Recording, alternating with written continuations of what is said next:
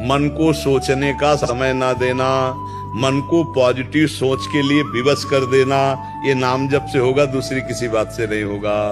नहीं तो मन कुछ न कुछ सोचता रहता है और भजन की कमी के कारण वो निगेटिव ही सोचता रहता है। 10 साल पहले उसने क्या कहा था, इस बात से जलाएगा बैठाल के, उसको समय क्यों दो, बहुत बड़ा भूत है, इसको काम में लगाए रखो। राधा राधा राधा राधा, जितना इससे भजन करोगे उतने पॉजिटिव ये सोच फेंकेगा, जितना आप भजन विमुख होगे उतने ये निगेटिव फेंकेगा, आपको परेशान कर देगा, डिप्रेशन में पहुंचा देगा।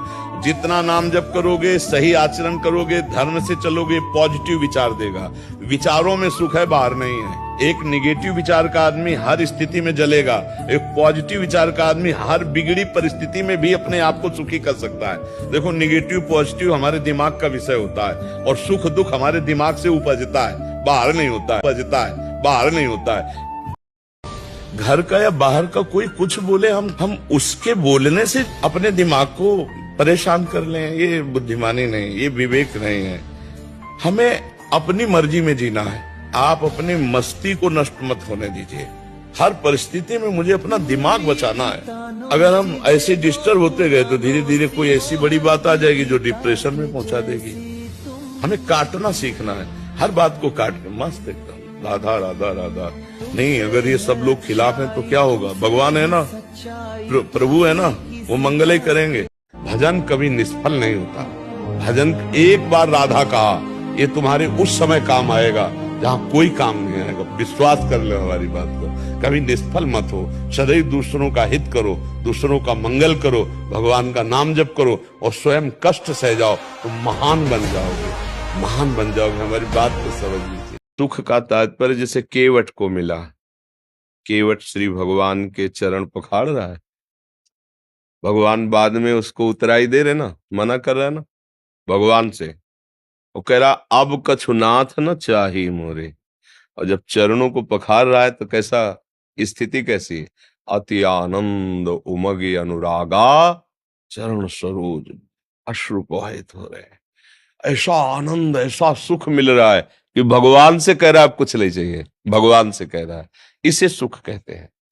प्रभु के नाम, प्रभु के रूप, प्रभु की लीला, प्रभु का धाम, हमारी जो सुख की मांग है, चूंकि हम सुख सिंधु के हमारे जी आप सत्संग में प्राय कहते हैं कि जो आपसे गलती हो जाती है वो अपने गुरुजनों या महापुरुषों के आगे अगर स्वीकार करते हैं तो वो प्रायश्चित हो जाता है, या वो जो समाधान दें। भी आए दिन कोई ना कोई हम गुरुदेव के आगे स्वीकार करते हैं। हाँ, उसमें बात यह है कि जो गुरु की छवि आप विराजमान किए हो, तो आप क्या छवि मानते हो? क्या गुरु साक्षात मानते हैं ना?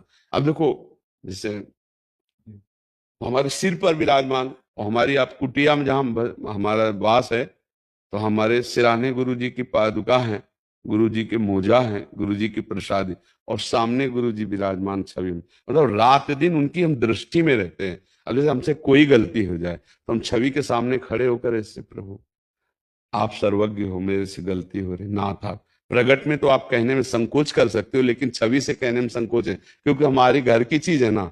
अगर आपसे गलती हो रही तो गुरु की वक्र दृष्टि आपको दिखाई देगी। बिना मतलब आपको लगेगा नाराज है क्या, ये डर लगने लगेगा, पक्का समझ लो। अगर गुरु बड़ाई कर दे तुम्हारी तो सच्ची कहते तुम्हें एकांत में जाकर रोना चाहिए कि आज कौन सा अपराध बन गया, तो मेरे गुरुदेव ने मेरी बड़ाई कर दी। और जब गुरु जी आपको डांट दे, निंदा कर दे, तो जान लेना कि निहाल कर दिया गुरु जी, किसी बहुत बड़े प्रारब्ध का नाश कर दिया और किसी बहुत बड़ी घटना का नाश कर दिया गुरुदेव ने। तो मन बुद्धि गुरुदेव को दे दो तो डांट लगे, मन बुद्धि को बहुत बुरी तरह डांट लगती है। वो अहोभाग्य है जो गुरुदेव से डरते हैं। अगर ऐसा अभ्यास कर लो कि कोई गलती करने जा रहे, उस समय देखो कि वृंदावन से बैठे बैठे गुरुदेव सीसी कैमरा लगा है, मंत्र है ना आपके पास, नाम है ना, ये आप भाव से मानते हैं ना, तो मानो वो नाम, वो मंत्र, वो भाव सीसी कैमरा है। अगर ये डर रखोगे ना तो शायद गलती ना हो। खूब नाम जप करो, मंत्र जप करो, और जब गंदी बात आवे तो डरो कि गुरुदेव देख रहे हैं, मेरे गुरुदेव देख रहे हैं।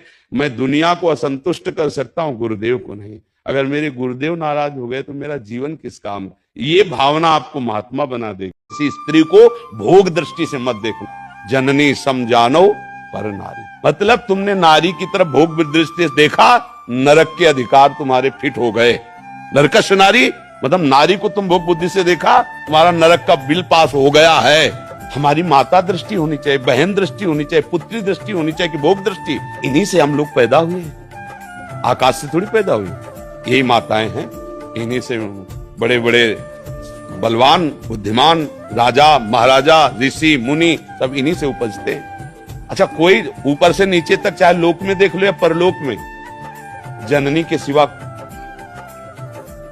अगर भगवान नारायण तो लक्ष्मी जी बगले में है, महादेव तो अंबा जी पासे में बैठी हुई, इनके बिना सत्ता ही नहीं है।